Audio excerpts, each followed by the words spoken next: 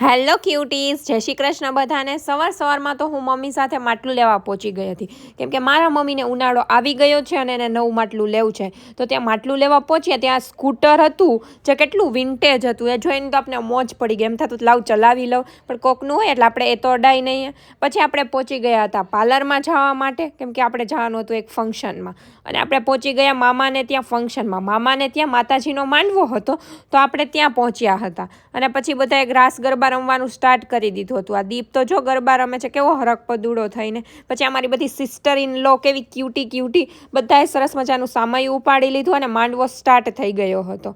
અને પછી આપણે જોવાની ખૂબ જ મજા આવતી હતી, કેમ કે મારા માટે તો આ બધું ફર્સ્ટ ટાઈમ હતું, એટલે આપણે તો મોજ પડી ગઈ જોવાની। પછી અમારી બંને સિસ્ટર ઇન લો છે, બંને સરખા કપડાં પહેર્યા હતા, એટલે આપણે એને ખૂબ જ ચીડવતા હતા। એ રીલ્સ તો તમે જોઈ જ હશે।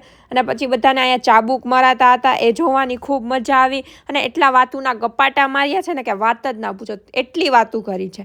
પછી આ પાર્થભાઈ એટલા પૈસા ગણતા હતા ને, મેં કીધું લાવ થોડાક મને પણ આપી દે, એટલે એટલી મોજ આવીને આગળ બેસીને બસ આપણે પૈસા ગણવાનું જ કામ કર્યું છે, ને વાતુના ગપાટા ઝીકા છે।